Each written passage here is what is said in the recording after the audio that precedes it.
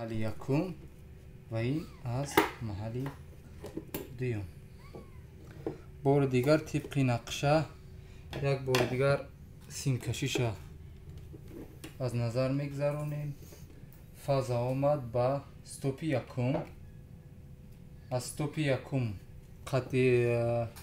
شستی قط یکم برآمد اومد با شستی قط دوم، یعنی سی دوم، یعنی پای در پای. و از این اومد با از این برآمد با استارتی یکم، وصل یکم.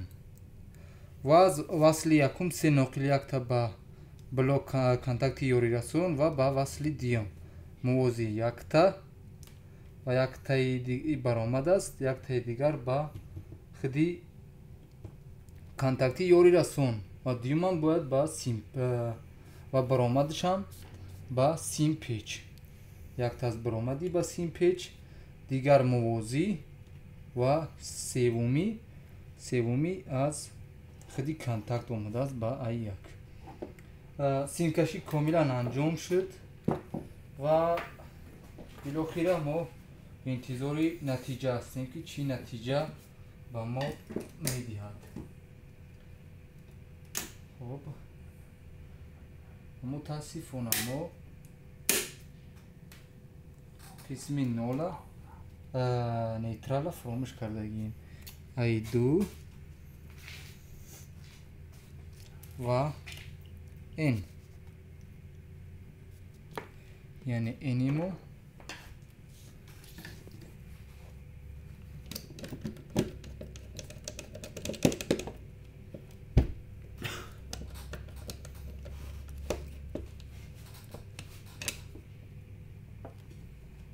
اومد با ایده سیم پیچ. ما گفتیم در درس‌های گذشته که چی در این طرف یا چی در این طرف که با هم پیوستی الکتریکی داره از برآمد سیم پیچ ایدش یگان فرقیت وجود نداره. ما به خاطر مکمل کردن در این طرف وصل میکنیم. فقط ایده باید خواهیم که تنها ایده ما حقوقی فاز و نولا در ایده طرف انجام داده نمیتوانیم، چون که طبق نقشه سیم پیچ اینجا اگر ای یک باشد اینجا ای دو و یک تا برآمد الکتریکی دیگر ای دو. اگر ما منبع تغذیه را در اینجا تامین کنیم در این نقطه رسیش کوتاه به عمل میاد و باید به این خطاگی هرگز راه ندهیم و یک تعیین حتما باید به ای یک اتصال باشد. و هم بگذاریم به قسم نتیجه.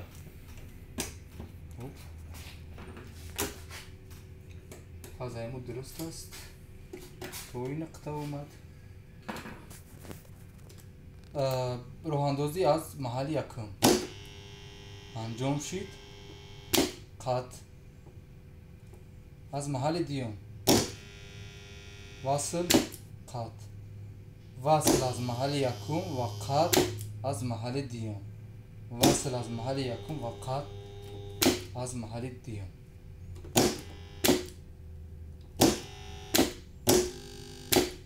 یعنی نقشه ما کاملا انجام شد.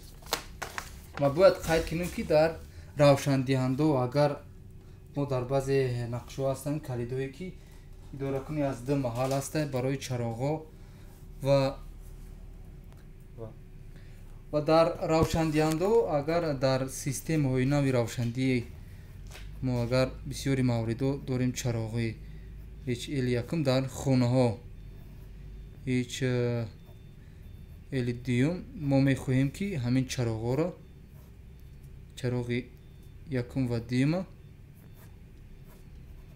از دو محل اداره کنیم و بسیاری مورد از کلیدها استفاده میکنن، از کلیدهای به شکل زیل که با مشکل ها ایجاد میشود و همین متد همین درس سیوم یکی از بهترین اصول ها است برای اداره کنی استعمالگر چی روشن دهنده باشد چی محرک باشد از محل های گوناگون.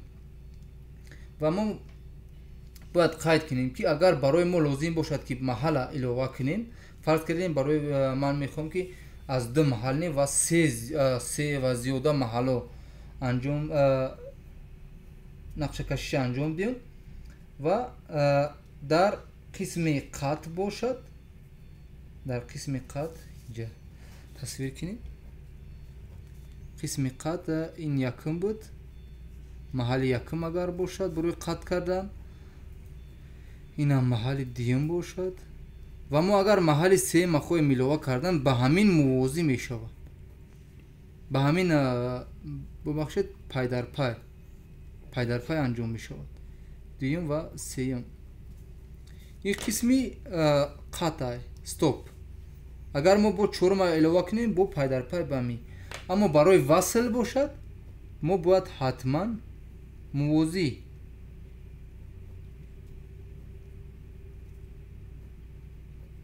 ایلوه کنیم. شستیورم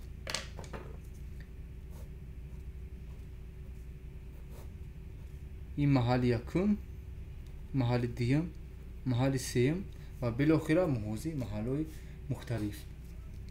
و این بود درس سیوم ما و درس آموزشی که با بار دیگر نام موضوع ما هست راه‌اندازی محرک اسینخرونی سه فازه به صورت دائم یا خود نگه دارنده و اداره کنی از دو و زیاده محل.